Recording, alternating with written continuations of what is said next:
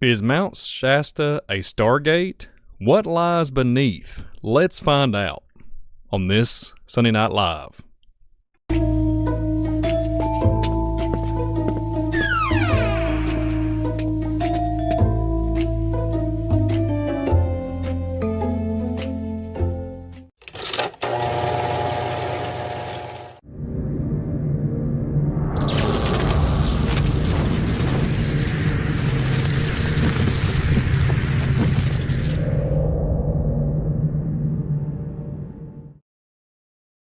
Good evening, everybody, and welcome to FOJC Radio Sunday Night Live.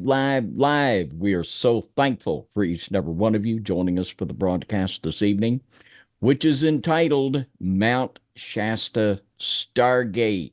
And I am so honored that Brian Reese is joining me. Brian, I like this one. This is right in our wheelhouse. Absolutely, David. Glad to be here on the Sunday Night Live. Mount Shasta, Stargates is up my alley, ley lines, all that good stuff, and megalithic structures. And let's jump into this one tonight. This Sunday Night Live, let's ride this one thing out tonight on the Sunday night. And glad for everybody to be here in the chat. Welcome everybody to the Sunday Night Live program, Mount Shasta, here Stargate. So, David, I'll give the floor back to you, brother. And what is a Stargate? And a Stargate is a name that is used by pop culture, the ancient alien community, the New Age / UFO people. But actually, what they mean by a Stargate is spoken of biblically. There are doors and there are portals and there are gates. Jesus spoke of the gates of hell, and there are many others we've talked about on a lot of broadcasts. And spirits are able to dwell in realms that flesh and blood humans cannot. We're not talking about a Stargate that's going to go to Alpha Centauri, many light years away and all of that. But there are realms. There are realms in the heart of the earth where spirits dwell. There are realms in the second and the third heaven where spirits dwell. And there are realms beyond the ice wall where spirits can dwell. And these gates open up the ability for spirits and many times human beings and animals to move from one place to another. And we've put the scriptures to this many times, the 12 gates of hell, the Jonah chapter 2 and verse 6, the bars there at the heart of the earth that literally go from the depths of the oceans into the heart of the earth, the gates in the book of Enoch. We've really laid the foundation for this many times here on Sunday Night Live and the Midnight Ride. And we're going to be examining the evidence. Is Mount Shasta a Stargate? And we're going to be looking at a lot of the mysterious things that happen there. And if the explanation of it being a Stargate or a portal into another realm would answer some of the questions. Well, I want to begin with a very interesting account that's recorded in this book, Stargates by Betsy Lewis. And on page 27, she talks about an incident that took place on Mount Shasta, September 2nd, 2011. She wrote, the bizarre incident began on Friday night, September 2nd, 2011, the day a 3-year-old boy vanished around 7:35 p.m. near the Mount Shasta area in Northern California. His parents had set up camp near a large creek when Indiana Pitts wandered away from camp. The parents began to frantically search for him and their son before contacting the local sheriff and the United States Forest Service. The McLeod Volunteer Fire Department was first on the scene, and within 45 minutes, an estimated 100 paid and unpaid searchers and rescue personnel were combing through the forested area. In most missing cases, the people or children who go missing are never found or are found dead. Approximately 5 hours after Indiana went missing, he was found alive in a thicket directly next to a trail the rescue teams had thoroughly searched. Now, what's also very compelling in this story, it is one, and there's so many of these in 2018 alone. 18 people vanished mysteriously without a trace from Mount Shasta. 18 in 1 year. I mean, really. I mean, that should have really been a very newsworthy story. 18 people vanished without a trace in 1 year, 2018. And I'll go along and read here what this young boy said about his experience. It says, the little boy said, "Don't you remember when I was lost in the woods? The other Grandma Cappy grabbed me and took me to a creepy place. She's really a robot," he continued. "It was a cave with spiders, and there was purses and guns. I was too scared, so I didn't touch anything. But when she climbed the ladder, the light made her look like a robot. There were other robots too, but they didn't move. She made me lay down to look at my tummy. Then she tried to get me to poop on a sticky paper." Now, what do we got going on here, Brian? What say you? We got a little boy disappears there on Mount Shasta. He reappears and tells a story about a robot that looked just like his grandmother that had taken him to a very strange place. What do you think's going on here? Well, it's interesting you bring that up, David, because we're looking at literally some type of time. There's a time manipulation kind of narrative going on here, and then the little boy's account talking about an android that looks very similar to a family member. Well, it's interesting that this is a topic here that happened in, what, 2018? Is that the date, Brother David? 2018? In 2018, there were 18 people 18 people. And this specific instance took place in 2011. 2011. Forgive me. Yeah. 2011, though, even though this is, what, 15 years ago pretty much now, one thing I will have to point out, in 2024, here we are, and Tucker Carlson just recently had a guest on, and he's talking about this. He's talking about there's these android-like creature beings that they're like avatars, and they're manipulating, and they'll take on the form of family members, friends, just to kind of help make everything comfortable, but it goes into this UFO phenomenon. But one thing that I'll point out, if this account from this little boy in 2011, he's talking about this creepy place in the woods, David, I wonder, in this account, if there was any nuclear facilities close by. What do you say about that? Because I'll kind of go where I think, there's a video, there's a new series that's on Netflix. It came out in 2019. I watched one season. It's really dark. Literally, the show's called Dark, but it's got a lot of nasty stuff in it, whatnot. But there's a nuclear facility. There's this wood narrative, people going missing. It's very demonic. But my point is, getting back to 2011, this little boy reappearing, disappearing, and then talking about his family member. There's some manipulation going on, and I think we got some cloning. We got some, either the powers that be. We have the fallen angel narrative, and they're taking on the forms of androids. Wonder what happened to the family member. Wonder what happened, David. Well, I guess the real grandmother never left or went anywhere. And to me, it doesn't look like time manipulation, but space manipulation, where some thing took this little boy from where he was, took him somewhere else, and then brought him back.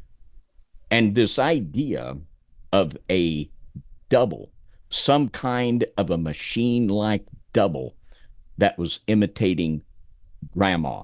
Now, in satanic ritual abuse, it's very common for masks to be made. They will make a mask that will represent the children's parents, and this is a common technique used in satanic ritual abuse. And this idea of duplication and cloning, and even here, according to this little boy, some kind of robotic device. This is a concept that runs very, very deep within the dark world when we get into this. And of course, this is going to open up doors for us to talk about these things like cloning. and twinning and a lot of these concepts. But this is a very, very compelling story. And if this was just the story of one little 3-year-old child, it would be what it would be. But there are many other stories similar to this that we're going to be exploring of adults, grown up, college educated adults, and other things that are repeatedly telling these very strange things. And as always, we're going to try to look to scripture to get an understanding of just what's going on in this dark world. And it reminds me one other thing too to mention: the Men in Black, the whole Men in Black concept. And I remember seeing it was a rancher, but two ranchers, I think, seeing this was like in the late 1800s. There was an account where there was two men in black on a horse and buggy, but for some reason there was a malfunction, or one of them fell off and looked back, and the ranger or the ranchers was sitting out there in their field, looked and seen this man fall off. And when they went up to the so-called man, they rolled up to it and they described like cogs, like gears. They, for the 1800s, they didn't. It was like, wow, what is this? This is some type of. There's no blood. This is an android. So there's that 1800. That's late 1800s. So here we are talking about an account for 2011. What's going on, David? We have, I hear all this stuff going on with the UFO, the UAP narrative, and I hear the complexity of all of it. That they say there's these avatars, the gray aliens are using avatar bodies to communicate with humans, and to make them comfortable and all this stuff into the abductions and the abductees. I wonder if this is something similar to what this 2011 narrative is with the child and all this manipulation. And we could either, like you said, space or space time or interdimensional. There could have been any kind of Stargate portals open or something that really, and it messed up the young man's ability to kind of keep his bearings. So he really couldn't comprehend what he was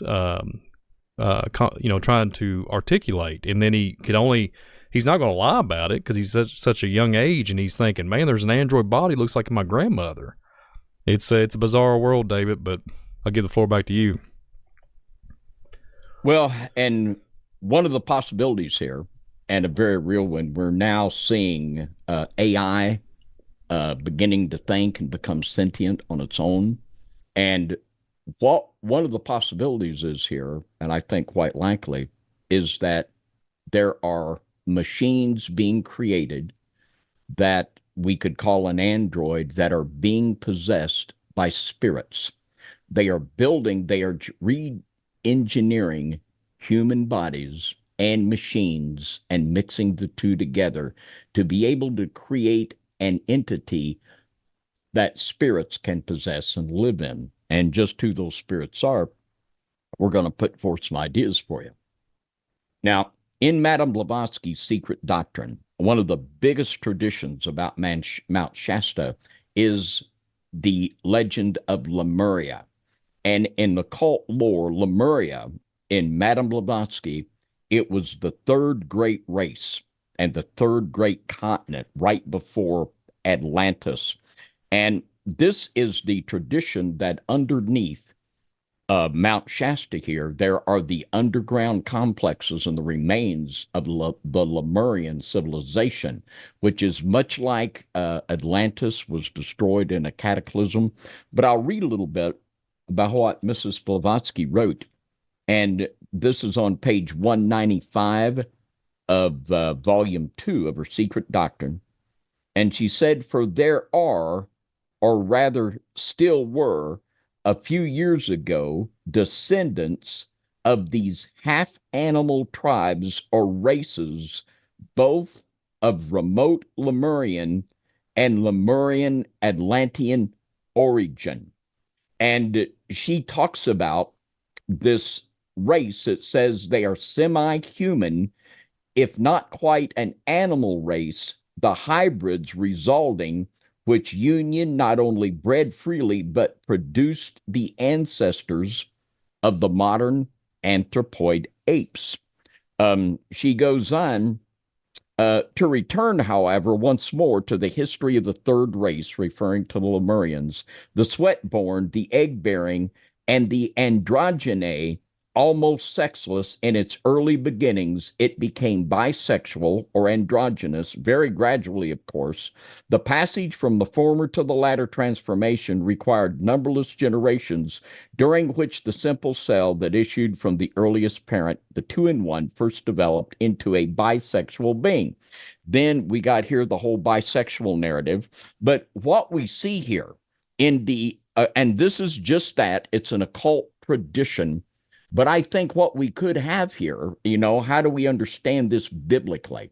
We see here an area with the tradition that underground, that there was created a race that was half animal, it was half human, and it says here, and they began being from androgyny, and the whole androgynous thing plays in here.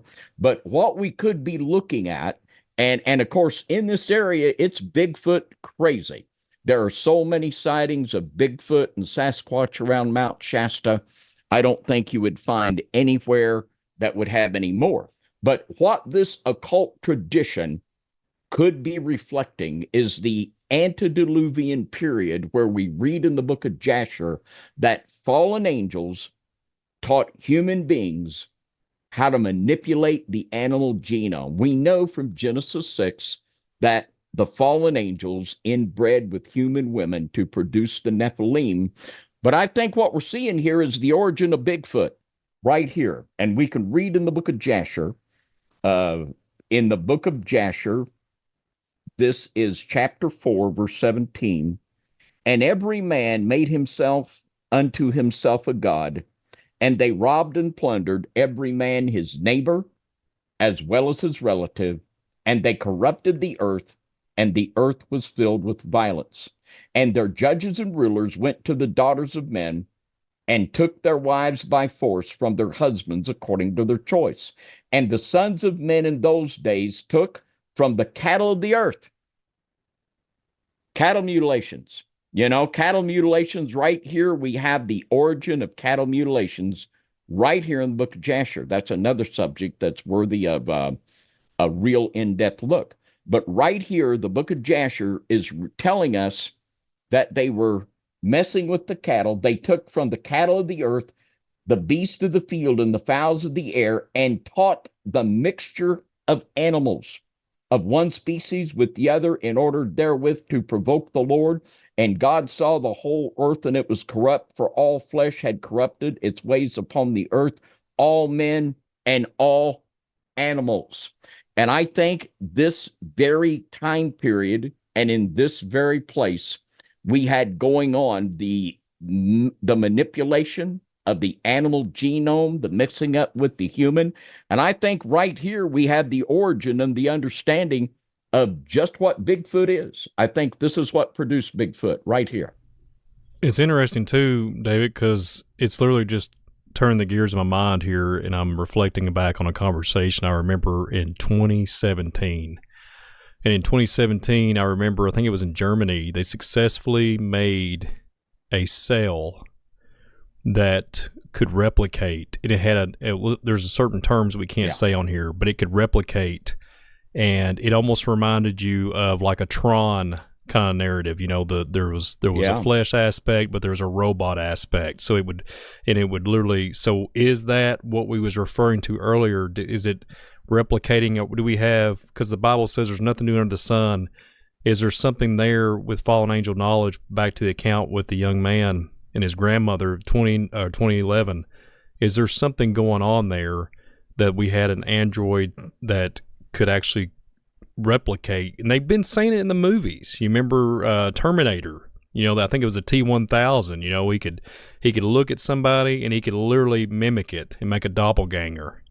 I mean, it's been leaked small little amounts in the movies, and that was in the 80s when that movie came out. I think 80s or early 90s with the T-1000.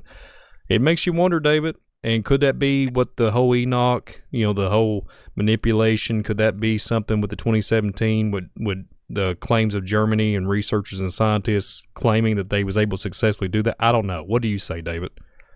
Well, we have the Transformers, and these things, and a lot of these we can scarcely talk about on the air would be knocked off in a nanosecond. But our audience is very intelligent. They know what we're talking about. And the ability of machines even to reproduce themselves or create other machines, this is certainly not beyond the realm of possibility. And I think indeed it's already happening. And certainly the idea that a machine could be created, that could be inhabited by a spirit, that could actually go from one realm to another. And we've talked about, and I think that's what we've got. We've got some kind, in the case of the little Indiana Jones boy, my best guess, we have some kind of a machine that was possessed by a spirit. And I believe, these are obviously the spirits of the Nephilim that was in this machine. And somehow they had the ability to be able to go from the realm here where flesh and blood dwells here on the first heaven to another place, and to go to these other realms where spirits dwell. And I might throw in Enoch 44, there's even the ability of some of these entities to dwell within electricity and within vibrations. So there literally can be in vibrations, can be in electrical charges. And these are all of the biblical possibilities and scientific of what we've got going on here. But these stories are so consistent. And I mean, come on, 18 people in 1 year, what's going on? If 18 people would disappear in 1 year from Richmond, Kentucky without a trace, I think someone would start trying to figure out what was going on. Right. And we've got an amazing phenomena here that's reoccurring. And I think that we can find the biblical understanding that what the New Age ancient alien crowd would call a Stargate is exactly what we got going on here. Well, David, one thing I have to ask, the first thing that comes to my mind is Stoichion spirits, and then also like metallurgy. Like when you go back and look into Emerald Tablets, Thoth, and these fallen angel narratives, going way back to the pre-Adamite world. There's a lot of archaeology evidence where you'll see metal embedded into some of the skulls, and there's these weird Yeah. anomalies. What do you think, Yeah. Dave? Do you think they're doing something with there's the evidence of technological advancements, so-called technological advancements way back in the day. So it wouldn't be too hard to do it in 2024. What do you think, David? Well, it might be kind of like Frankenstein with the bolts on the side of his neck. Yeah. So, it's possible. We can definitely say that it's definitely possible. And, there has been no explanation giving where all these people are going. So, we're putting forth ideas. We're analyzing the spiritual flavor of Mount Shasta and all these things. And of course, as always, we'll look at the scripture and see what we can come up with. All right. In this next slide here, it is a book entitled The Sasquatch Message to Humanity. And this is written by a guy by the name of Sunbow. And Sunbow is a channeler. And what a channeler is someone, and what they're actually doing, they're opening themselves up for spirits to speak through them. And Mr. Sunbow opens himself up for a Bigfoot to speak through him, and a Sasquatch, as he called him, called Elder Camus. And Elder Camus of the Sasquatch, they speak through Mr. Sunbow here. And we're going to look at what he has to say here. And it is, again, very compelling. This is what, now here we go. I mean, then this is total wackadoodle. But you see, what we have here, these are spirits that are speaking. And these spirits are, we're literally talking about devils speaking through individuals. But it's important to hear the demonic spin to be able to figure out what's really going on. And a lot of times they say too much. And another fellow, David Pilates in the 411 Missing series, Mr. Pilates has drawing attention that it's not just Mount Shasta, that there are many, many other places where these disappearances have been happening. Many of them in the national parks and many, many places, a lot of them. So this is something that he's trying to draw attention to. And I say, very good for you, Mr. Pilates. Now, this is the message from Elder Hamu. He says, me and your people used to be close brothers, meaning the humans and the Sasquatches, living side by side in the early ages of the human species, when you could still sit in the council of the star elders. We were your elder brothers, protecting and teaching you. We helped your species to grow, learn, and adapt to this home planet where you were created, on which we had been living since long before your conception. Our people, like yours, were bioengineered by the star elders. Now, whenever you take these demonic messages, and we've been talking a lot about the alien psyop on the Midnight Ride. Brian and I were going to do an entire Midnight Ride on the alien psyop. And they were in, and whenever you see the star elders, if you just insert fallen angels slash Nephilim, you've got the true story. I do not doubt that this took place. And of course, human beings were not created by E.T. That's a lie. God created human beings. But the genetic manipulation by Satan through Genesis 6 and Jasher chapter 4 into the human genome, it's a reality. And this, I believe, took place right here at Mount Shasta in these realms where there was genetic engineering that created these entities that people are still seeing, called the Sasquatch and the Bigfoot.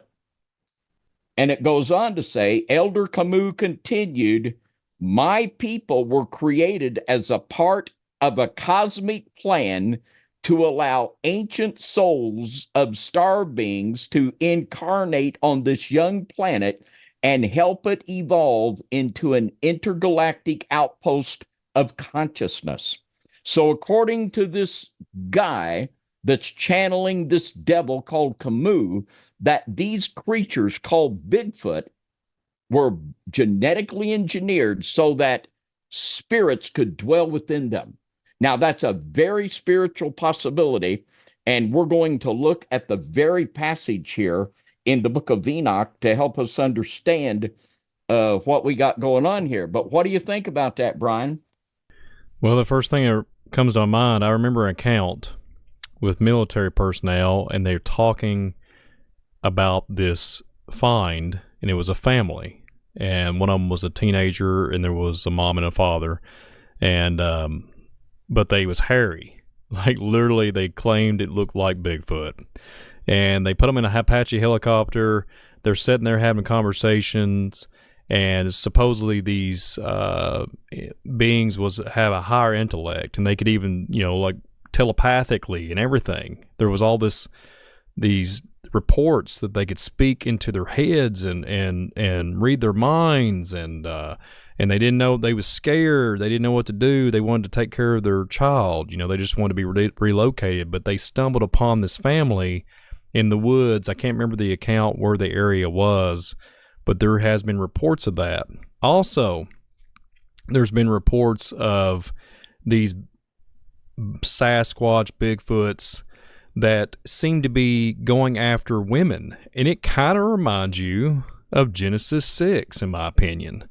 The fallen, the sons of God made with the daughters of men, and they took wives as they chose. It almost reminds me, it's very eerie and similarities with that you hear. That I've heard accounts, David, that there'll be a grandmother, and then the daughter of the that woman, and then there'd be 3 generations, and the the grandmother would have a child, and then vice versa. It would be the great grandbaby. The grandbaby would be subjected to these hairy like creatures coming up on their porches, and what's so crazy about it, they would be in these areas, mountain ranges, or in these wooded areas, and there would be people being basically they would say, look, there's the evidence of the camera footage. There's like these two eyes, and there's this big body, large man sitting there looking at my window, watching my daughter or trying to come in. You can hear him running up on top of the roof, and there's all these accounts. So from what this gentleman is saying here, it reminds me there's a spiritual application, absolutely. But then there's a physical aspect of it, that these things are coming and going, because these counts can't just be like, some people saying, well, I've captured Bigfoot. I have the physical evidence, but you never see the proof. Or you'll see an authentic video that was done back in the 70s, that we never even had iPhones back then, all this advanced technology we have. It's kind of interesting that they'll have those, and then you'll have these clips of these hairy creatures running upon these mountains.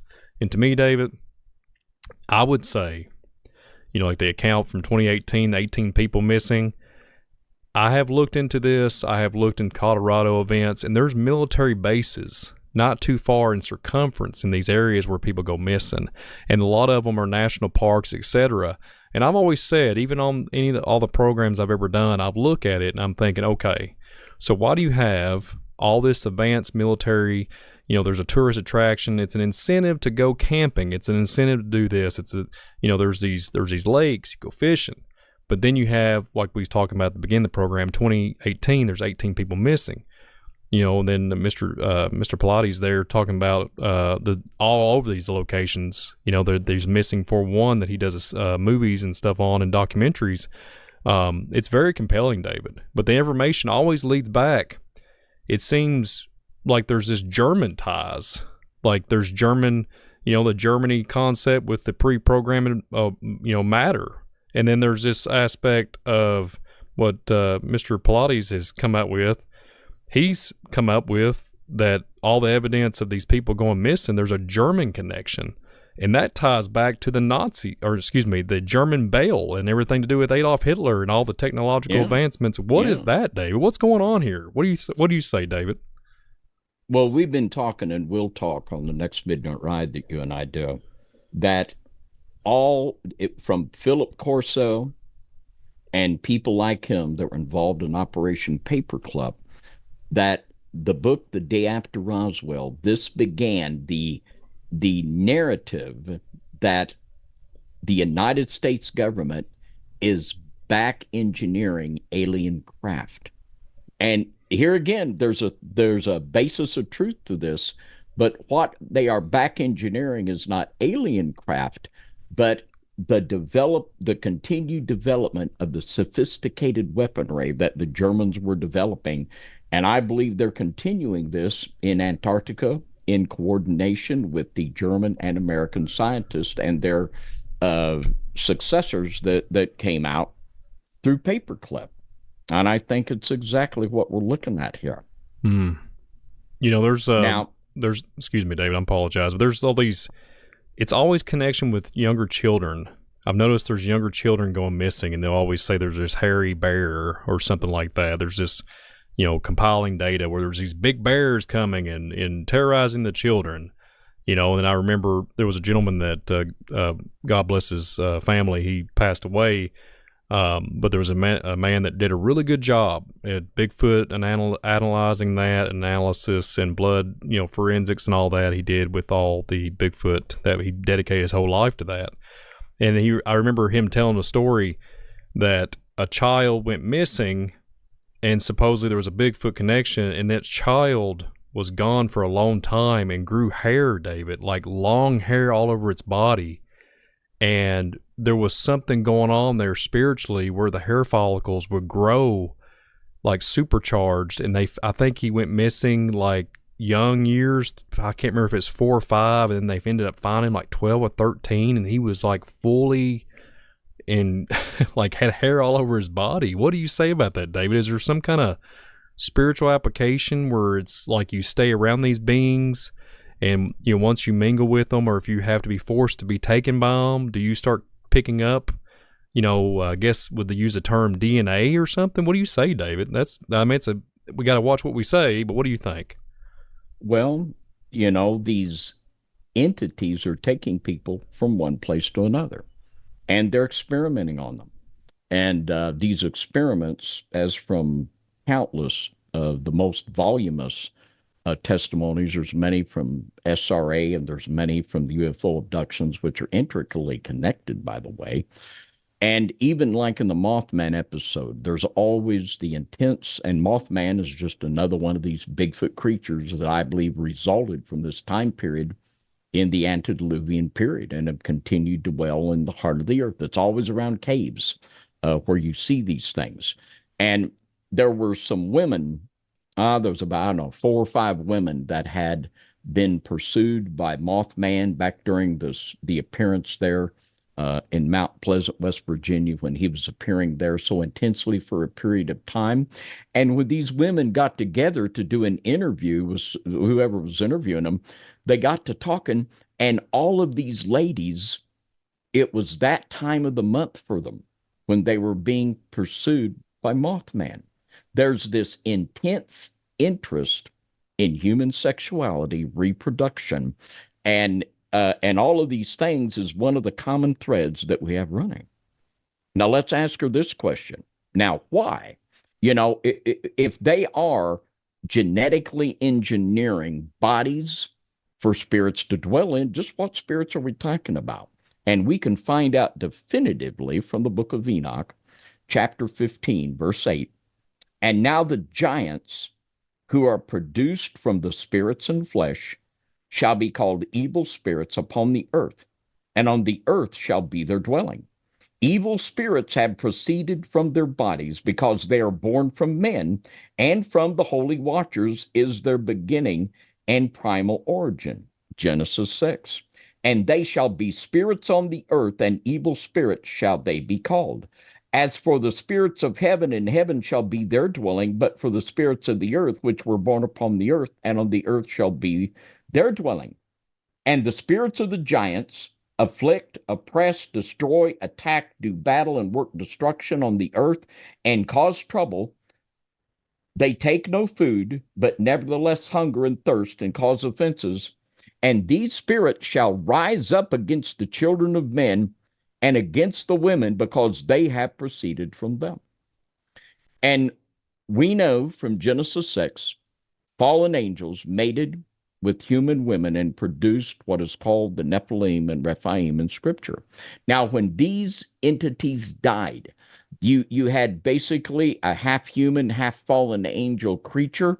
They were able to reproduce among themselves, and they were, when they died, there is no resurrection. Isaiah 26 tells us the dead rise not.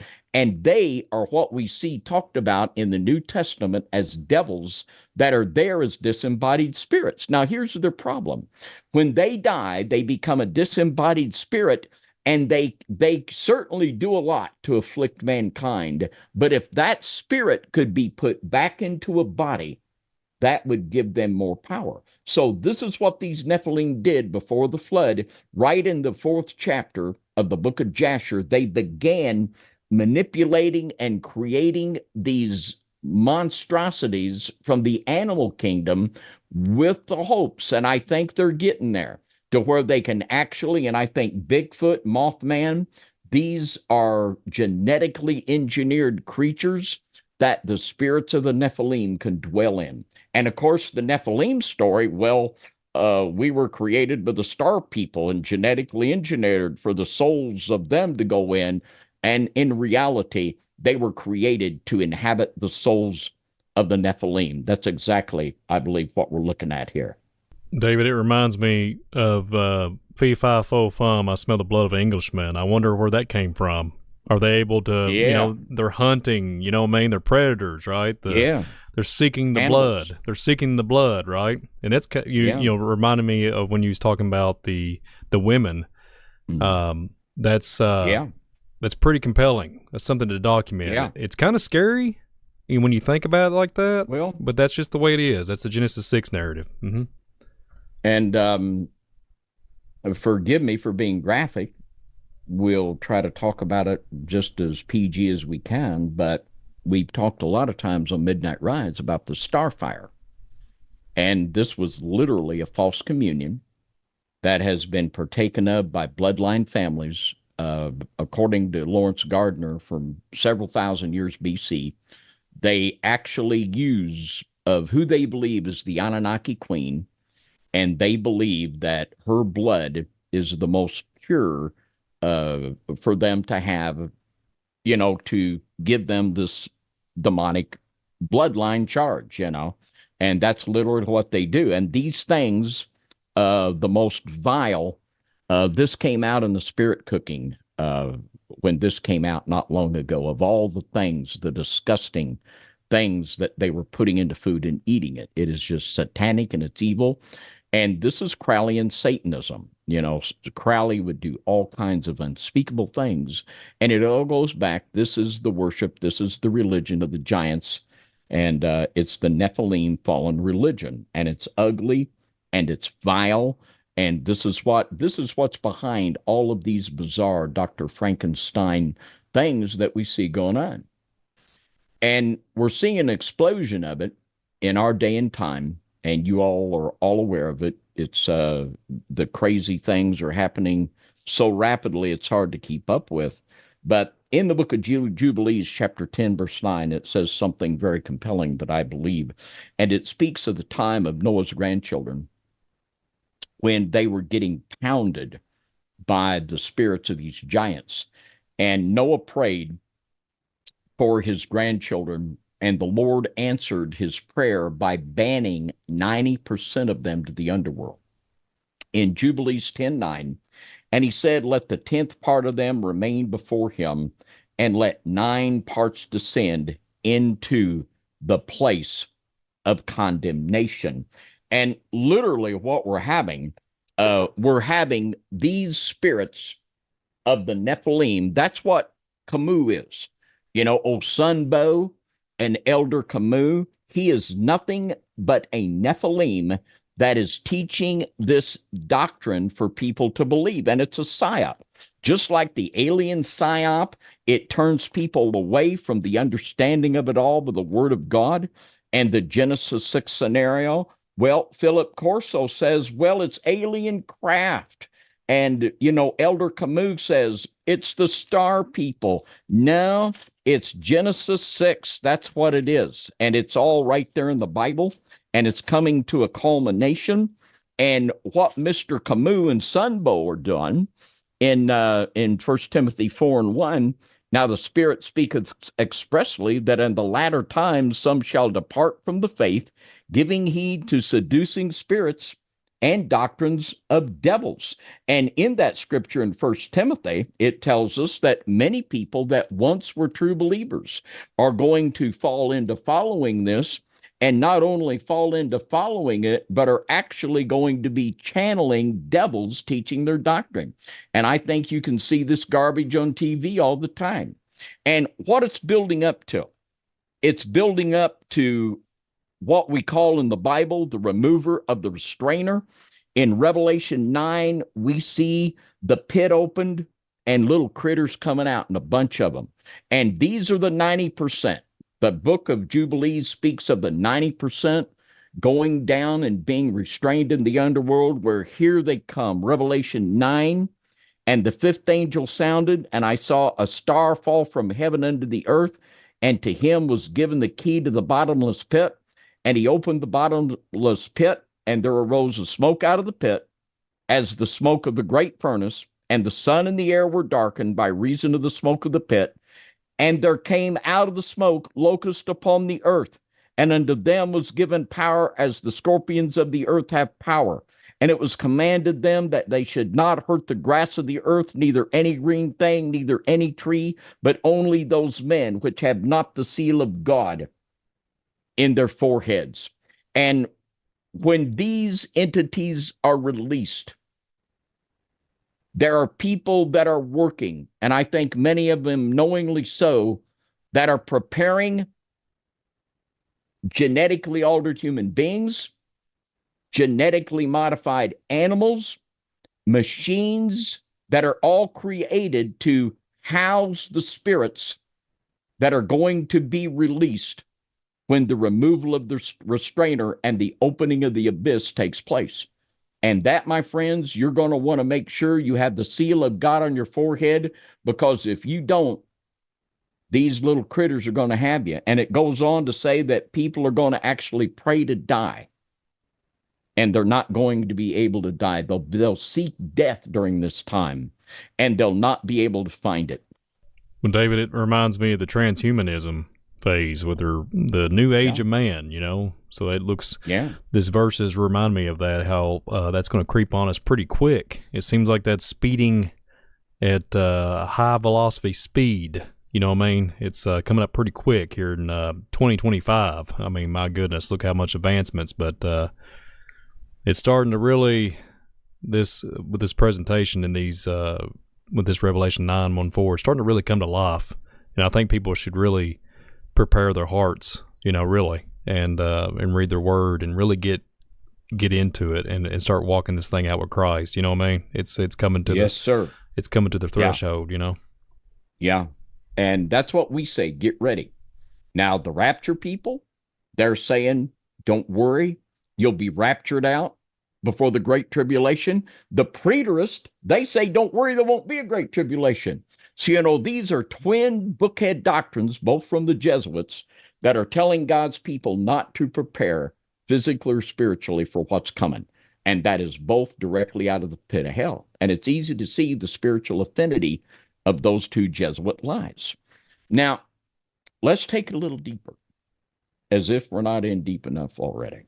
But I want to go back and read another little part here from Betsy Lewis's book on Stargates, and this is on page 35, and she refers to a book by Artie Clark, Encounters with Star People, where she interviews a number of these people that had experiences like that. And I want to read a little bit about a Navajo Indian man in his mid-40s by the name of Willie.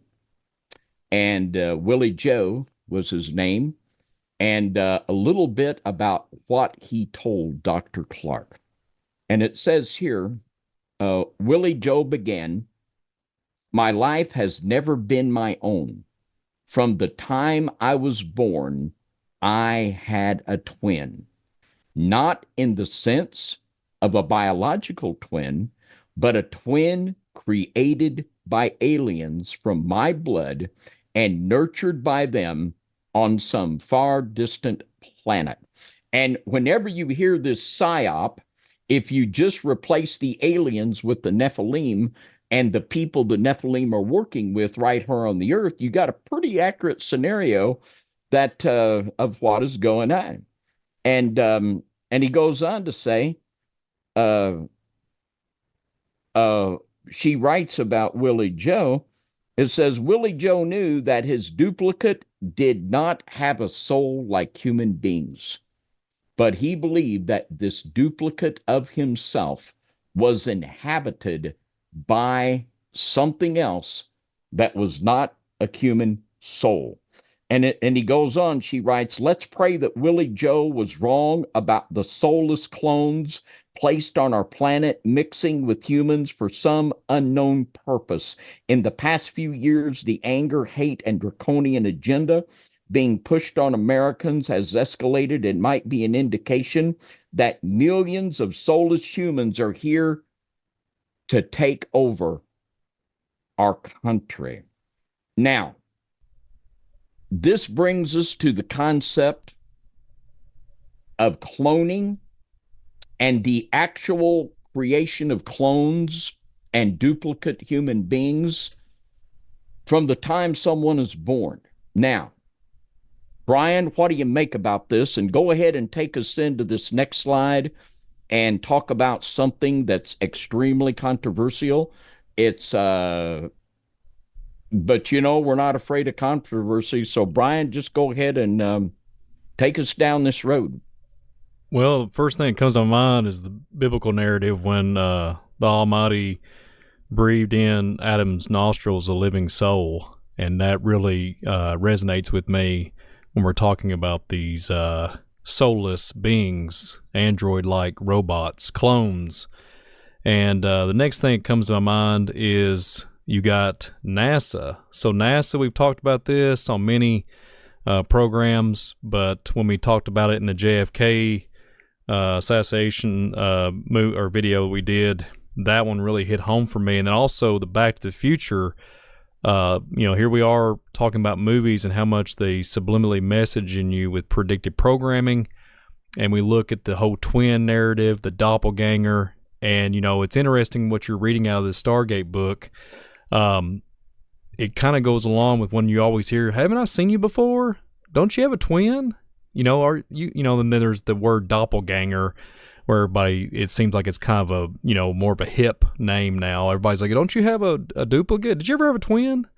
And it kind of seems strange to me that that's the world we live in. But on the screen here, we have the NASA narrative in 1986. This crew on the Challenger of STS-51 supposedly died in this shuttle explosion in 1986. But it turns out 6 out of 7 are still alive and kicking today. And when we go down this narrative, just recently, Brother David, there was a man, I think he went to Congress or some kind of senator setting, and he was like, I kind of laughed about it because I was like, well, it's about time somebody's, coming to it. And he took it. He's like, how are these people teaching and having these degrees and teaching at Harvard and all these different things? They're teaching and they're under the same exact name of these people that supposedly died in 1986. How do you even go there? And the man's like speaking like very fluently, and their people are like, just in shock that there's a man saying, check this evidence out. What do we got going on here? Why is this? Why we have twins? Why are they saying they have a twin? How do they all have twins? And then all of a sudden, they just miraculously show up in these teaching, seminars and different things, these different applications with these people. And to me, it goes back to what we referred to in the JFK program, where there was many Oswalds. There's always this connection with, there's many of this. And did you know, David, that there actually is a NASA program that is called Twins, and they look into resonating, how they communicate with each other. They want to look into telekinesis, if they like blue, if they both like the same color, etc., if they like the same foods, and they're collecting this data. And it reminds me, Brother David, of our, when we talked about it in other broadcasts we've done here on FLJC, when Hitler was really infatuated with twins. The Argentina narrative and the blue-eyed, blonde-haired Aryan race. There's something here going on. And then when you look at the NASA, to this day, they have twins that are supposedly going back and forth. And I forgot the two gentlemen that are, I think one of them's still active. But it's just interesting that this still goes on to this day. And what do you say, Brother David? Because this cannot be a coincidence. And I think there's some nefariousness going on here. Do we have androids? Do we have a clone? What say you, David? Well, I cannot definitively say, but I can say that one possibility, and as good as any I could come up with, and it is, what is up with that? These people that supposedly died, well, they're teaching college under the very same name, and it's either the same person or a twin or some kind of a clone thing going on. So possibly what Willie Joe, the Navajo Indian, said, that as wild as it might seem, this man claimed that from the time he was born, there was a bioengineered clone produced of him. And one thing that could have happened is that there was a clone made from the very time of the birth of these people. And after they died, a spirit came in and continued the life. Now, that's a possibility. When you're talking about NASA, yeah, and of course, here again, there's that German connection with NASA. Oh, yeah, a huge one. And a big connection, too, with the Antarctica narrative. So that's one possibility. And as wild as it seems, that's about as good as an answer as I can think of. Well, David, it'd be so sly for these nefarious, evil people, because let's just face it, Social Security numbers have not been around for a long time. They really haven't. My great-grandfather had to apply for one later on in his life. I mean, come on now. And then it would be so subtle and sly for I got to watch what I say for when you have a birth certificate and then they draw blood. They'd be so sly to do some kind of nefarious thing. And it does make you wonder what's going on and what does the Vatican know? Because I know that all things lead back to Rome when it comes to this. And there's a lot of nefarious things out there. And really, the devil's running amok. He's been doing it for a long time. We're not giving him credit here, but we're exposing the deeds of evil here. These things need to be brought to light. And I just, David, for the life of me, I just can't even imagine sitting underneath, if this is a professor, whoever it was teaching me, and I knew that this supposedly passed away in 1986. I could not sit there without questioning it. I could not sit there underneath his teaching and be like, I know you're playing me, man. I know you're playing me. You know, you can't tell me you got a triplet. Do you have a backup? Come on now. And it's not set. So here's another question before we move on. What happened to the one individual that's disappeared? I wonder what happened to him. Did we have some nefarious things? Was there something that coming down the pike, so to speak, that could there have been something tied, like, we talked about at the beginning of this program in 2011? Could the individual that went missing, could he had went somewhere else and everybody else miraculously had twins, but apparently this one, the one that's missing, I think is the one we should really focus on. That's my opinion. I wonder where he's at and wonder whatever he's doing. It kind of has this eerie thing, because if you tie back into Hitler, you can kind of look this stuff up. They're saying that Hitler never, he died later on in life. I know you all have done many programs and talked about that on the Midnight Ride. Yeah. Do we have a doppelganger there? Does everybody have a twin? I'm just being a little sarcastic there, but what do you think, David? And how could this happen without, who's supervising? Who's in charge of this nonsense? Like they're fooling the people. And I hate to use this term, it's a magic trick. It's literally sleight of hand. They're using esoteric knowledge against people and causing everybody they're dumbing down the population. How can this happen? And it has happened. And I think it has to do with propaganda. Television is a big trick of the devil, in my opinion, David. Yeah. And just like the whole moon landing thing, I think that was just phony as can be. We've got, the Challenger. We saw the explosion in the air. Was there people on that? Was there not? We can't really know. Where is that person? Well, we can just speculate. But as we do take scripture, it'll help us to eliminate certain hypotheses. And who is planning that? They're doing this, they're doing that. Who are they?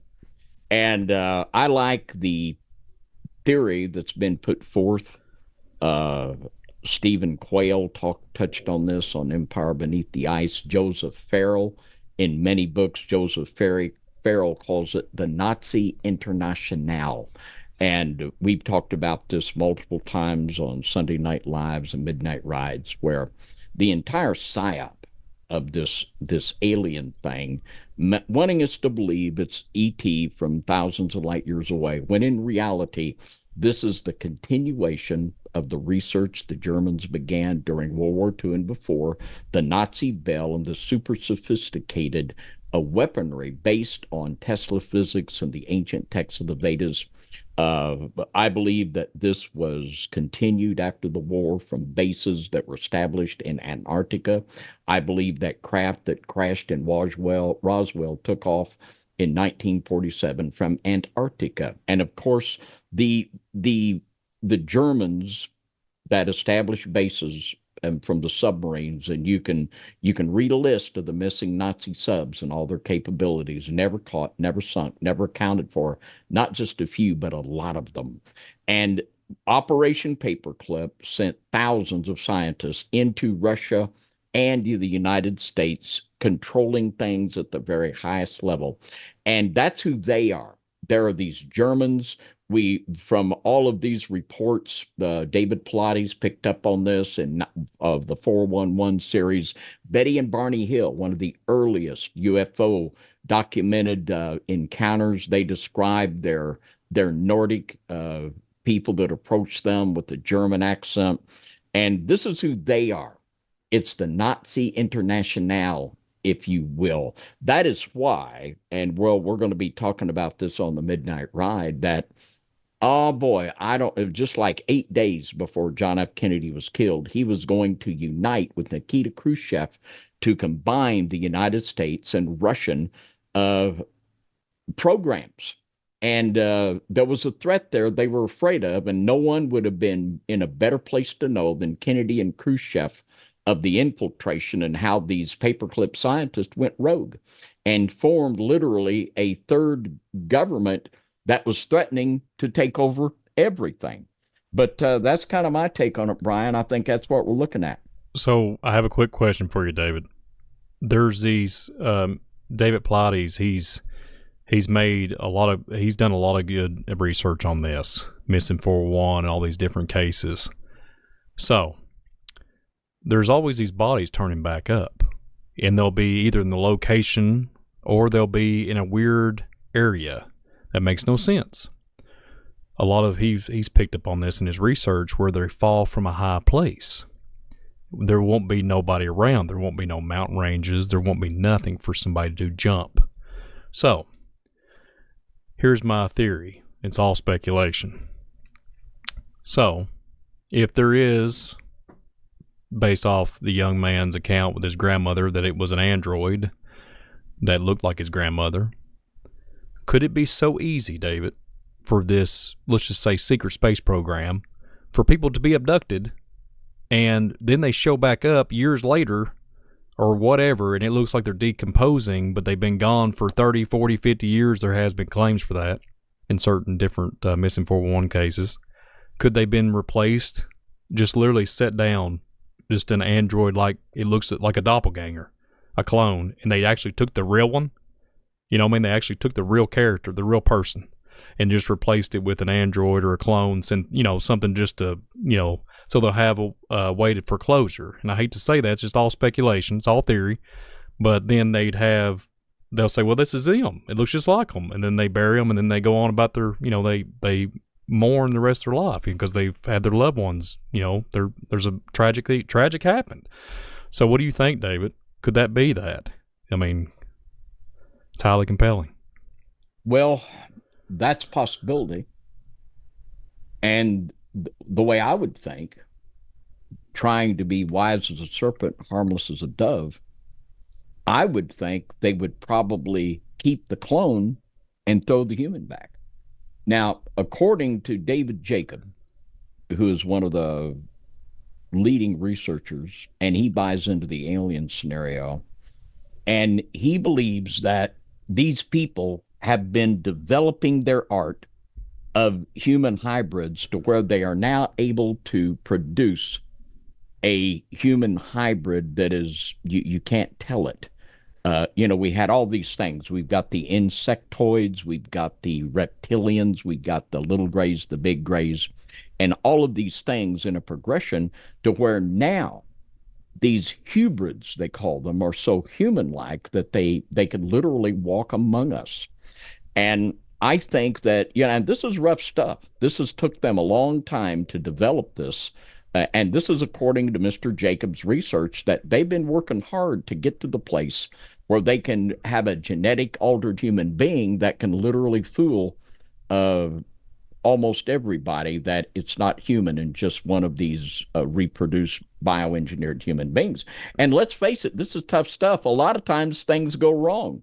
And a lot of these people that are abducted, when the experiment doesn't work and things go south, they think, all right, we'll just chuck you out here in the middle of the woods. And I think that's why we find these people, they're just chucked out, because this is tough stuff. It doesn't always work. And when it doesn't work, they just discard them like a bag of rubbish. Well, it's funny you mentioned that too. So literally Harvard not too long ago just came out and said, hey, aliens are walking among us.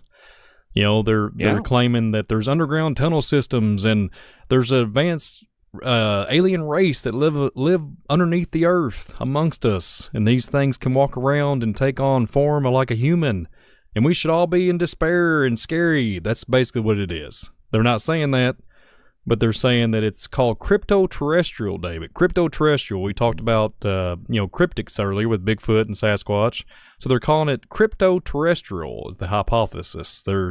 They're saying that these things walk among us and they're under the ground and they're on the other side, the dark side of the moon. David, what do you say about this nonsense? Because it's everything that you've talked about in the Midnight Ride and you and John and what we talk about here on FOJC, and they're just now catching up, David. The Harvard scientists have spoken, and there's underground tunnels, and everybody should be running around in scared mode. I mean, literally, they're dripping this nonsense.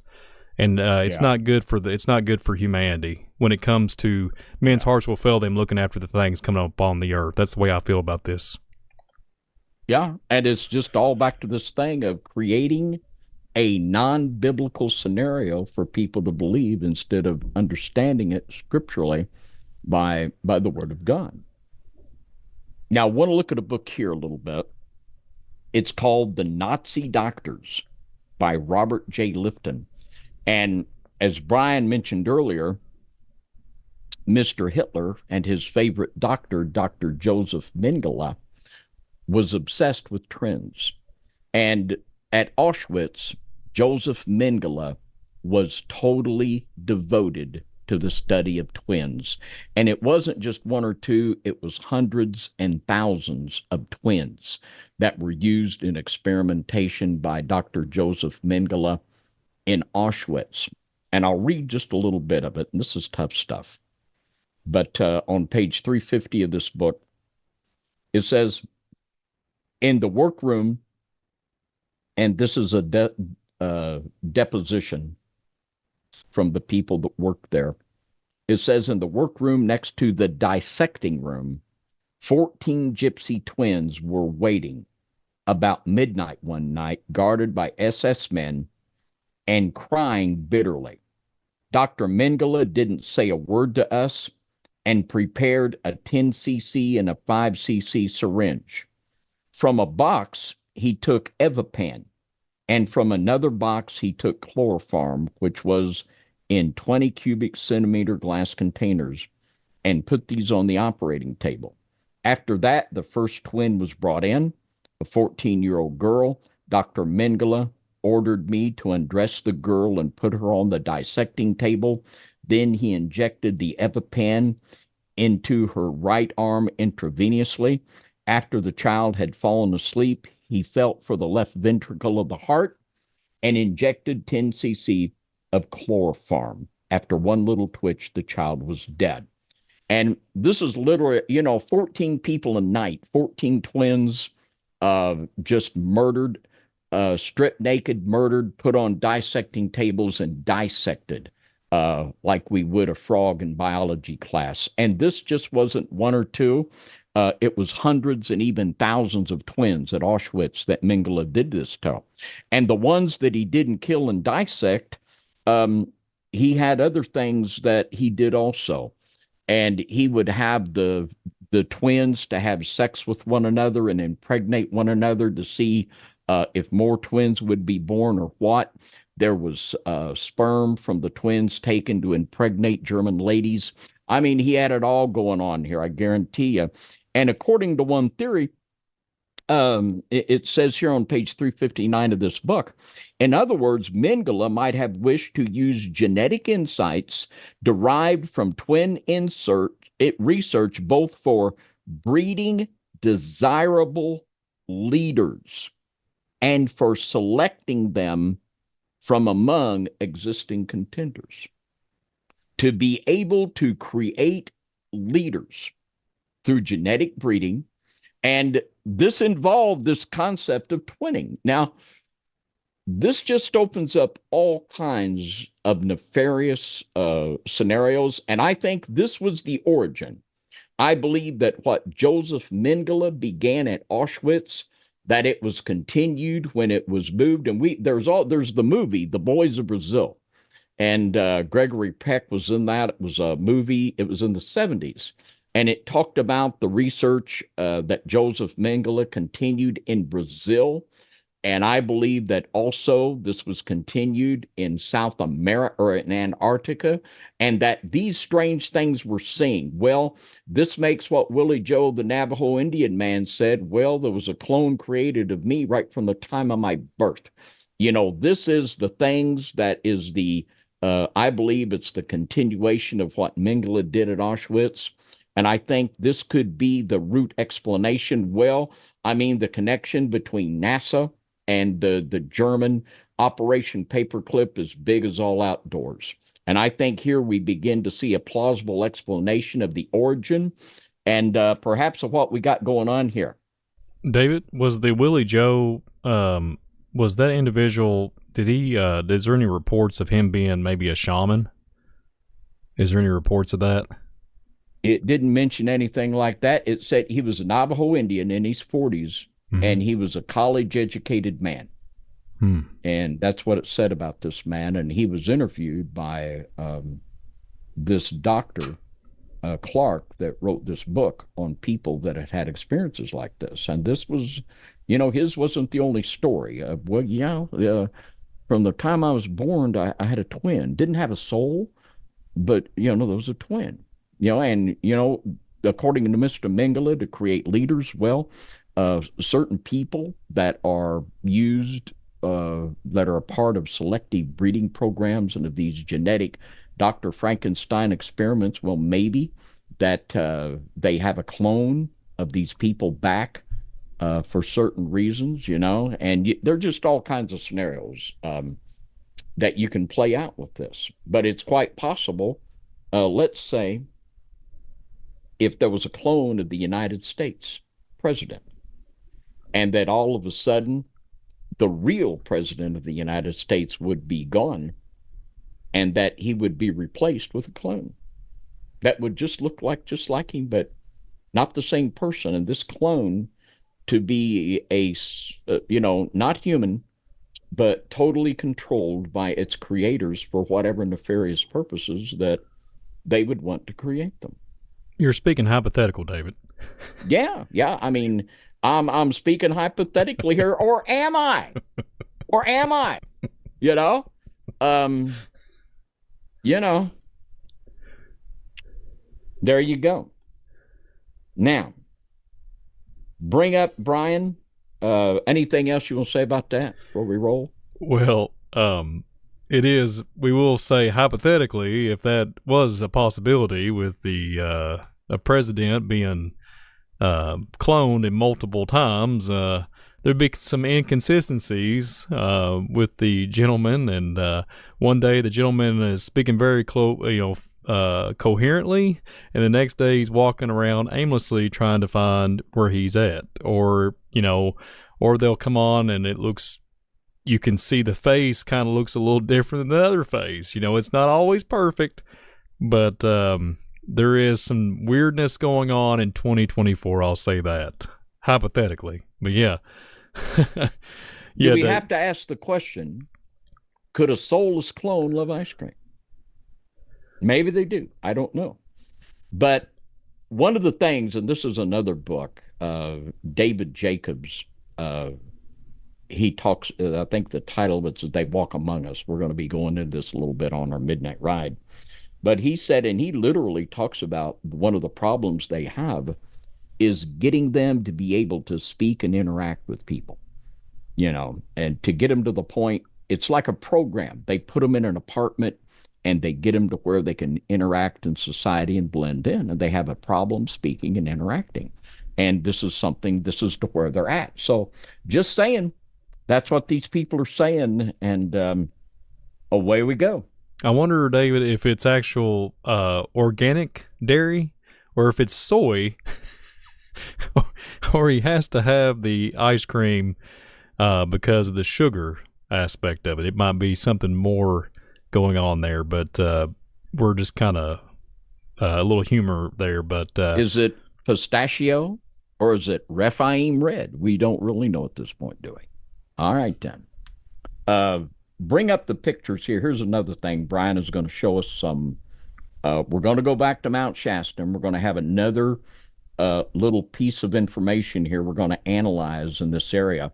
But pull up and show them the pictures of the sulfur springs there in Mount Shasta and speak to that just a little bit there, Brian, if you will, please. Well, here's this sulfur springs in Mount Shasta here. It reminds me, I have looked, David, a lot of areas around my local area, and there is sulfur where the Indian culture would talk about on high peak mountains where there's sulfur.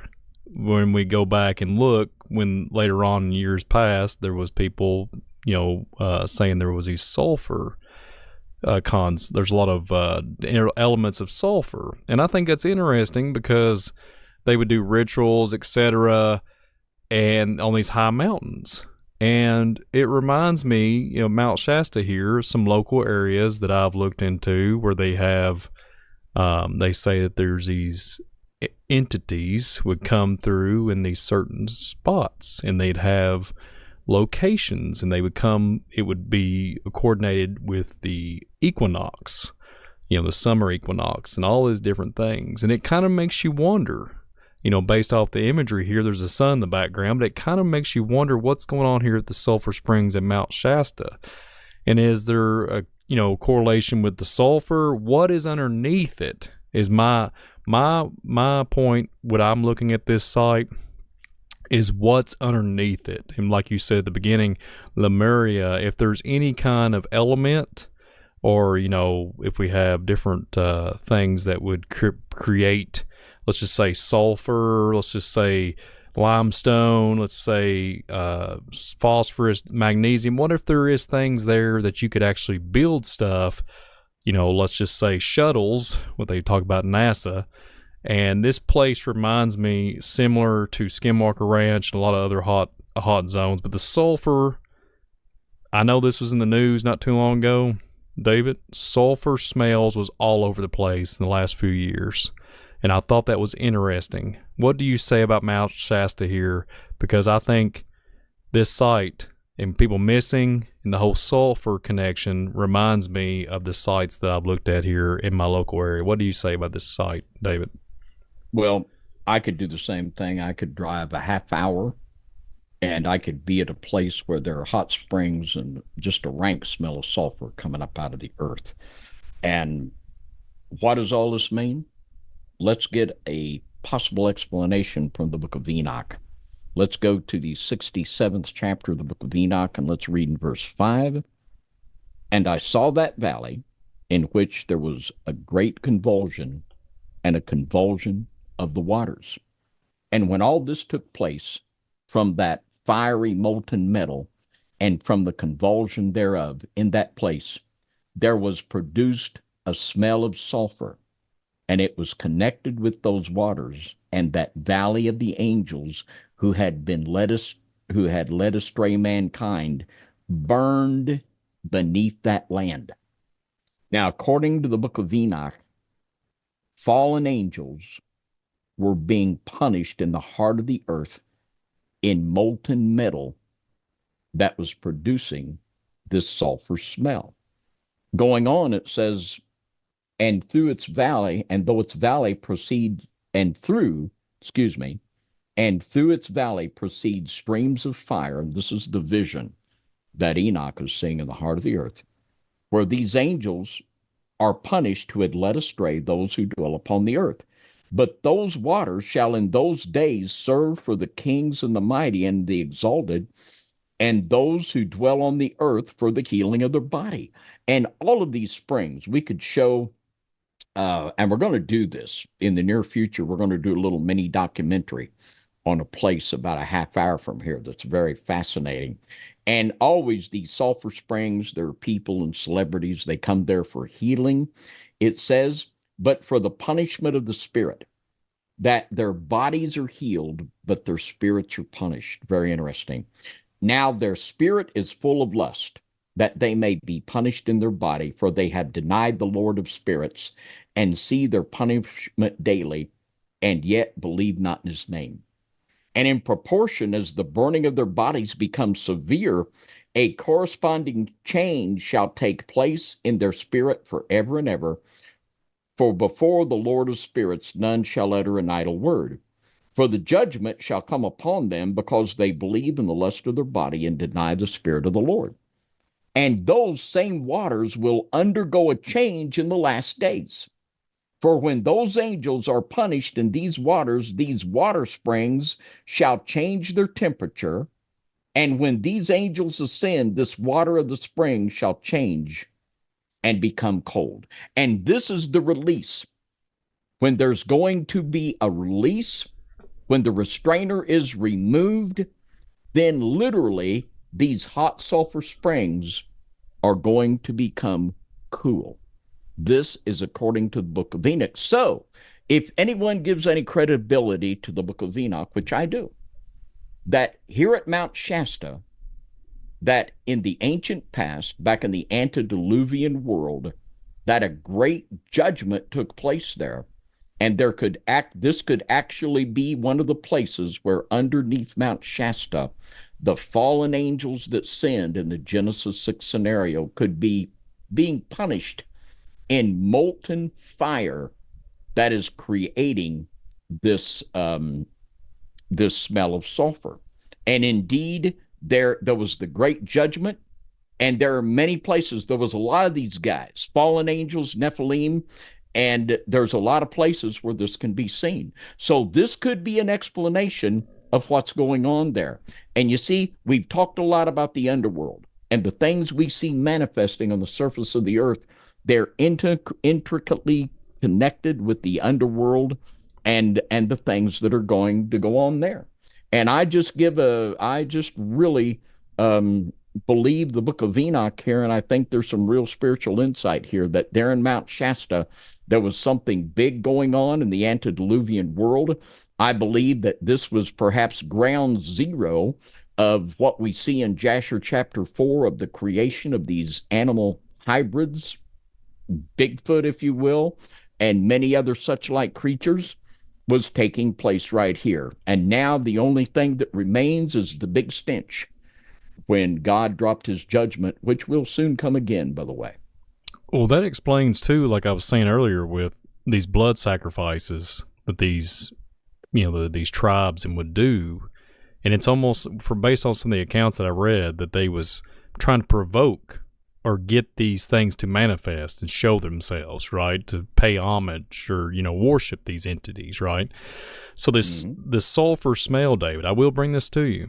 This is something we need to document here. The alien narrative, a lot of people has claimed that they smell the stench of sulfur, and it smells like a musky sulfur smell when they're getting abducted, or if they see these grays or these entities. And I think the account was I think it's like the 60s. It was the Falcon. I think it was a Falcon Lake incident in Canada, I think. And that was a sulfur smell incident. There's you can go through, and there's all kinds of accounts where people are like, I smell sulfur. So like I said, since 2022, I believe, there's been a high-end smell, even around here. I mean, we smell it. It smells like sulfur everywhere. And even John Pounders, we was talking about this in private conversation, but there's sulfur smells out your all's way. It was just this weird stench everywhere. And it was here's what's really weird. It was mainly at night, David. That's what got me. It was at nighttime. And I don't know how you feel about that, but we might have some interdimensional, let's just say entities run amok and causing a little stir. Maybe that's why the Vatican said, hey, public, watch out for these apparitions and all this nonsense. Don't be alarmed. Here we are. We're the fish god people. I mean, we're from Atlantis here. We're going to tell you some information. Come on. That's a little sarcasm, but David, this sulfur springs here at Mount Shasta and all these applications and from people disappearing from this site, man, oh man, wow. And as long as mankind has existed, there's been an association of the smell of sulfur with demonic manifestations. That's just, it goes to territory, and it's all the same thing. Is it E.T.? No, it's a devil. And when we just can filter out all the psyop out of this and put it to the test of Scripture, we can see what's going on. And the absolute explosion of the actual seeing of orbs and these creatures, it's off the chart. I talk to every week to several more people that are seeing these things on a regular basis. Um, I just, one person told me this week that they actually watched an orb chase a cat. It's just crazy. But these things are just exploding. People are seeing them all the time, and it's there's an invasion coming. Yes, there is, and So, we're seeing the first parts of the invasion. so speaking to that orb narrative, this is coming out, David. I've seen this on mainstream media. They're calling them Dyson spheres. Dyson, not Dyson vacuum, Dyson spheres. And you would not believe, David, what they're portraying this out to be. There's these so-called experts saying that they know all this knowledge. Would you believe here's what they claim these orbs are. People are claiming they're ancient Atlantean security systems for our so-called planet. And there's these Dyson spheres that was been inundated in our reality as far as they're our protectors. They're not drones. They're the ancient, well, let's just say ancient Lemurian. They were talking about Atlantis earlier, but come on, David. They're talking about the spheres being a technological advancement that's been watching mankind for millenniums. And this is what they're saying. And David, I can't make this up. They are literally saying that those are stations in the sky, and these spheres are like the detectors. These orbs are our protected security system for our Earth. I kid you not, David. Since you mentioned that is literally just some breaking. It's kind of fairly new news in the last few days. So, what's your take on it, David? It makes me laugh, but there you go. It is. It's crazy. And in all these movies, you always see the clone that's watching you. There's the little clone watching you. So, we know we have watchers. So, there might be a thread of truth behind that lie. When you strip away, when you listen to what they're saying, and well, number one, why are they saying it? They're going to put out misinformation to try to get you to understand there's so much of this going on. They're starting to talk about it. And well, if we're going to talk about it, we're going to point you the wrong way, not the right way to understand it. Of course they will. Of course they will. Now, we want to show y'all something very amazing here. Brian is going to pull up here the petroglyphs. And this just literally means writing upon rocks that is very, very old. And we're going to bring up a petroglyph from this area in Tulane County, California. And I want you to just pull this petroglyph up here from the Mount Shasta area and just speak to that a little bit, Brian. It's really amazing. This is just, it's just off the hook. So speaking of fallen angels in Genesis 6 and Sasquatch and cryptic creatures, on the right here, on the petroglyph here, it reminds me of what we've been talking about during this program, a Sasquatch. And there's different colors and different, but you have these, I want to point out, David, there's literally 6 men on that, 6 smaller men on the very bottom. And it's like these things got dominion or something. There's some kind of portal situation or scenario. And it almost looks like there's one with a whip, and it's a giant depiction. There's smaller ones and entities here. And one would wonder, it's kind of weird. There's 6 and there's 2 larger, a little bit larger size entities at the top. But to me, David, it looks just like Sasquatch. It looks like a giant. It looks like Genesis 6 narrative written all over this petroglyph. And one would have to really ponder on this, because if you're looking at it and the stuff that we know now, especially here on FOJC and what we're all about when it comes to the biblical narrative and the Old Testament, we believe every single word of the Bible. Amen. Yes, we do. It has the 6 little small men. So we have we have the 6 imagery. Here we go. It's kind of ironic that it's on this petroglyph. And this goes on. There's a lot of petroglyphs all over our nation that look like spirals. They're depictions of spirals. The Indians are like, look, and they have like javelins and arrows and everything, and they're trying to fight these entities off. But right here, this particular one in California, it looks like it's kind of like, hey, you're on our playground, we're going to take you. It almost looks like this is more of a dominant. There's nothing, the man is not putting a fight up, in my opinion. It looks like, hey, we're watching you, we can take you in a drop of a hat. It looks like that to me. What do you say, David?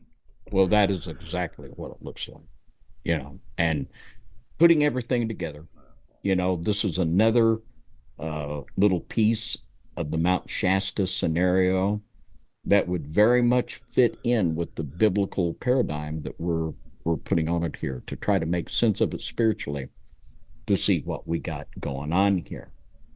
Now, I'm going to go back to Betsy Lewis's book on stargates. I want to read something else. We're going to go back to the Elder Camus.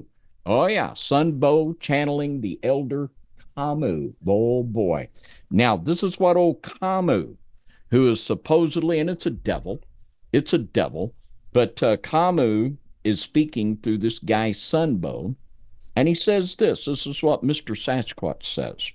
He says, Camus went on to say that our first ancestors were created with those same psychic abilities, but our evolutionary course has largely depleted our gifts as well as our longevity. The book of Genesis says Methuselah lived to be 969 years old. Oh, Camus read the Bible. How about that? This species communicated through telepathy over long distances. That's why those fools who chase us like beasts with guns and infrared glasses will never catch a glimpse of any of us.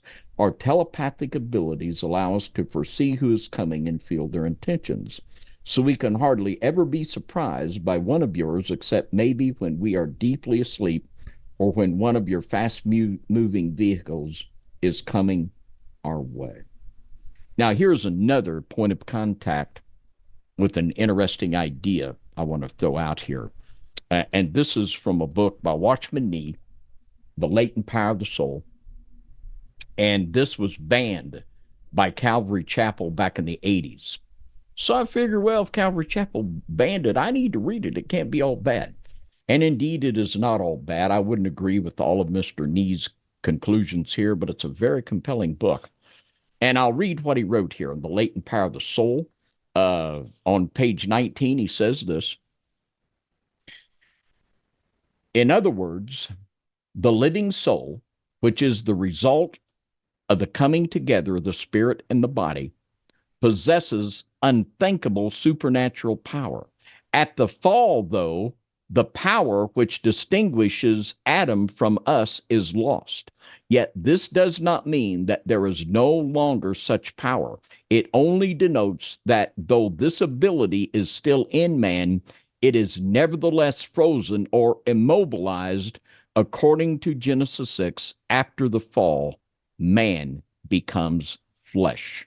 Now, basically what Mr. Nee is saying and developing the concept that before Adam fell, he had the ability to use telepathy, and he had a lot of natural ability, the latent power of the soul. What scientists tell us is that we use, 10% of our brain, and 90% of our brain is just basically non-functioning. And his idea, and I don't think he had that scientific knowledge then, is that before the fall, instead of operating on 10%, Adam had 100% going on. And this give him the ability to do things naturally that today would be considered psychic abilities. And, here again, I think we have to think that this is at least plausible. And I believe that there is a basis of truth to this concept. Adam was quite the guy before he fell. And I think just common sense in meditating upon this would bring us to this conclusion. And here we see Elder Camus. And Camus says that in the beginning, and here again, we're talking about Adam and Eve, and where we could drop in the whole pre-Adamite scenario here, which is beyond our purview here.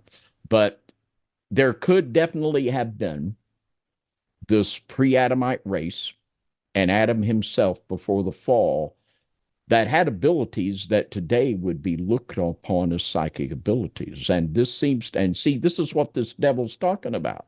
So, when we strip away the alien star child scenario, we can again here to see a grain of truth that's understandable scripturally in what this devil came and was speaking through Mr. Sunbow.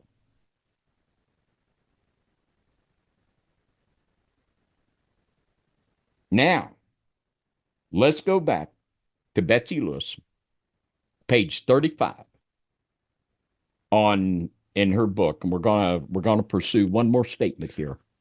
And it says here on page 35, you might think that you still have years to go before being faced with this artificial remodeling. Now, there's a way to put it, Brian. They want to artificially remodel us. And we'll not even go into all the ways they're trying to do that. And I think, our audience is well aware of a laundry list of them. But one of your generations is only a short time for our people as well as for the lower lords. The situation that your ancestors faced in the downfall of Atlantis is being replayed today, but on a much deeper scale that may cause unrepairable damages to your genetics, evolution, and destiny. And they're basically saying to save your genetics, you need to do what we tell you. If not stopped and abort the soul evolution cosmic experiment you have been part of with global destruction and mass extinction level event as it happened in the days of Atlantis. And that is going to happen, and it's going to be called the judgment of God upon these people. Extinction level event. Yeah, that's right. Now,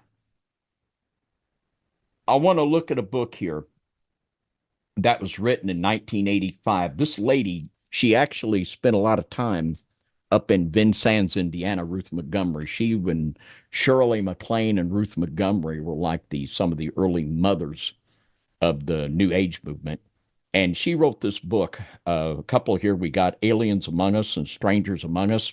And she was talking about that concept way back in the 80s and even before, about the concept, and she called them walk-ins, that there were walk-ins. She believed right then, and she named several famous people in history that she believed were walk-ins, and that right now she believed in 1985 that famous people and powerful people were actually these walk-ins. They looked just like humans, but they wasn't really human. Now, I want to read something very compelling here. This is on page 189 of her book, Aliens Among Us. And this just really rang a bell. Inhabitants of Maui, that idyllic island in America's Hawaii chain, may not know it, but according to psychic sources, they are living in one of the Earth's most powerful vibratory centers for contacting space beings. And whenever they say space being, just scratch that out and say, we're talking about the Nephilim and the fallen ones. Going on, and hopefully this power source is soon to be harnessed to awaken our higher consciousness.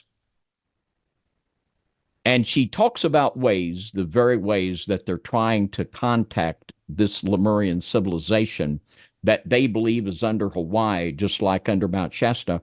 She says, then with your amplifier and your crystal, you get an amplifier and a crystal, using the black hole and the lenses, you can create a tremendously powerful magnetic power field where people can experience the energies and the amplified universal magnetic field, UMF, created by the contact between your crystal and the crystal of Lemuria on the ocean floor.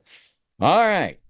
So they believe that there's an ancient Lemurian crystal on the ocean floor, and if you get your rig and everything and get your vibrations going, that you can actually contact these entities. And where's the best place on earth to do it? Maui, according to Miss Montgomery. Well, Brian, in light of what we've seen in Maui, the strange going on with the blue roofs, the fires, missing people. We got missing people in Maui. What do we got going on here, Brian? Well, I know this, David. There's been reports, speaking of missing people, I think it was like 2,000 something children missing. And I think the Maui, the local natives was livid. And see, here's another thing.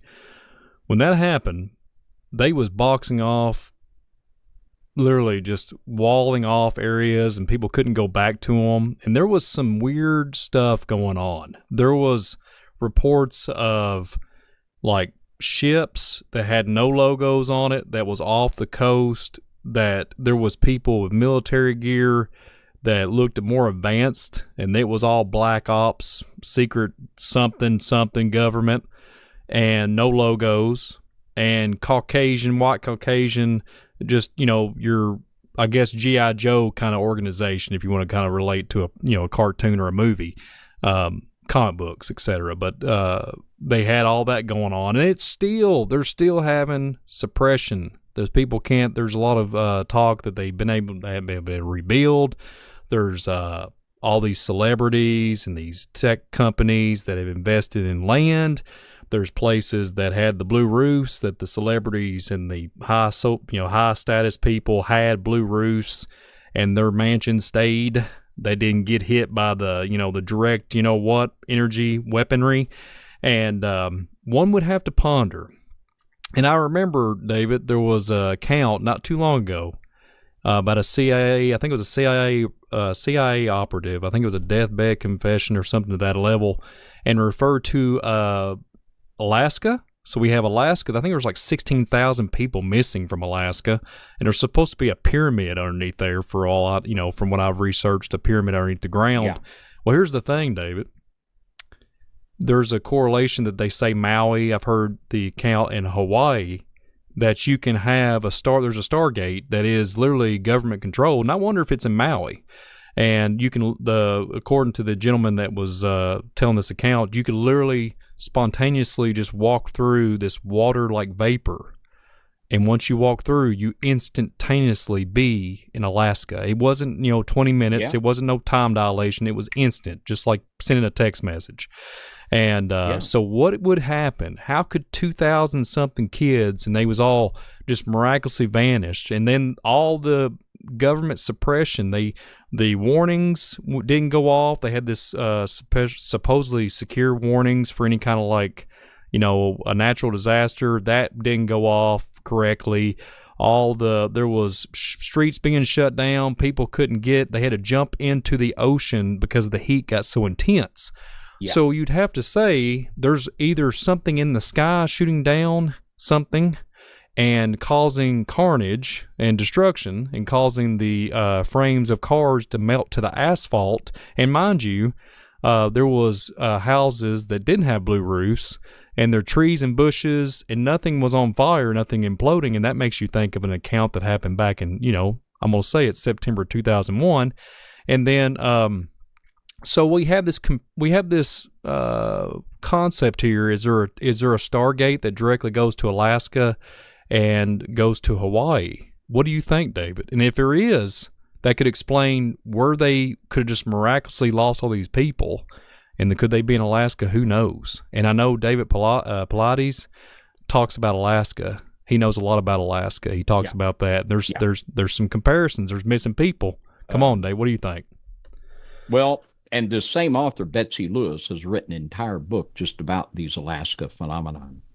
And what we have here, they're on the west, in the western part of the United States, in the Northwest.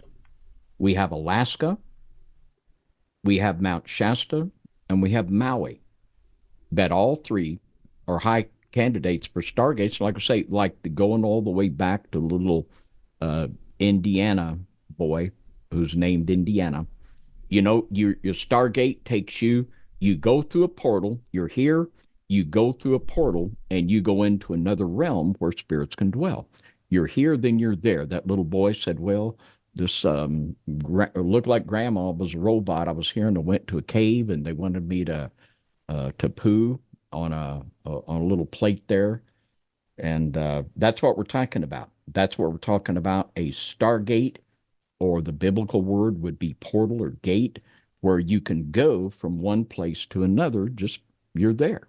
you know, and that's what we're talking about. And, this is a very compelling explanation for what we see going on here. And what we would have Alaska, we would have Maui, and we could have Mount Shasta, all. And this, we talk about Atlantis in the Atlantic, and this is the ancient, the same thing over here of Lemuria, the third continent, the third race of the Blavatsky theology.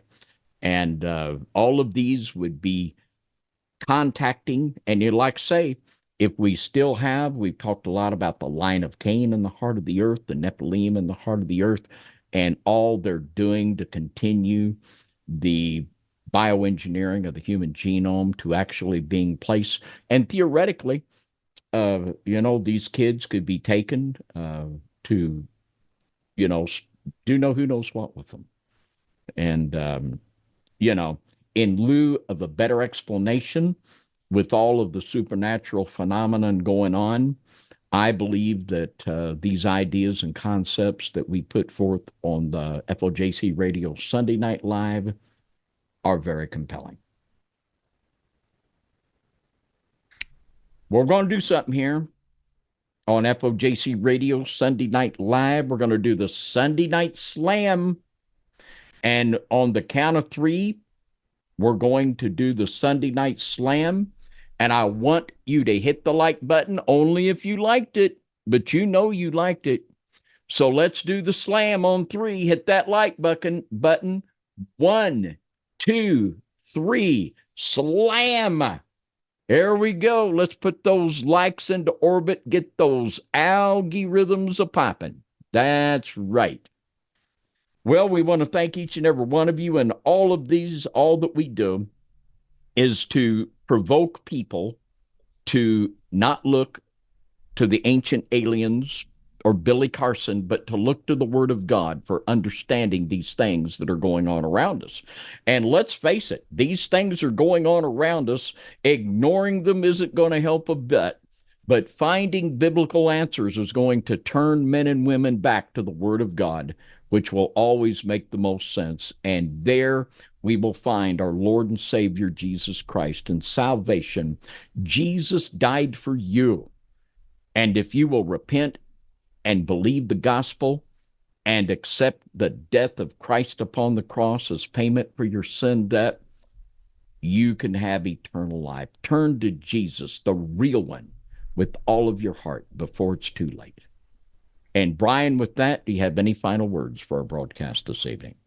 David, it's an honor always to do this program with you. And Sunday Night Live Underground Church, like Brother David said, hit that like button, hit that share button, subscribe. Anybody that's new out there that's just stumbled upon us here on the YouTube world, welcome to the Underground Church. We really appreciate you all being here. And just help us out and share this thing out. And Mount Shasta, David, Mount Shasta here, Stargates. Man, this is one to really ponder on for future reference. And this is one I won't forget. But yeah, thank you, David, for allowing me to be on here. And let's end us out, David, here on this FOJC Underground Church. End us out, David. Well, thank you, Brian. And I can't say enough about how much we appreciate you and all you do. And all of you that are the listeners of FOJC Radio, thank you so much. We couldn't do what we do without your prayers and your support. So with that, until the next broadcast on FOJC Radio, which and they just keep popping, we're going to say high five and good night from FOJC Radio Sunday Night Live. We'll see you again soon.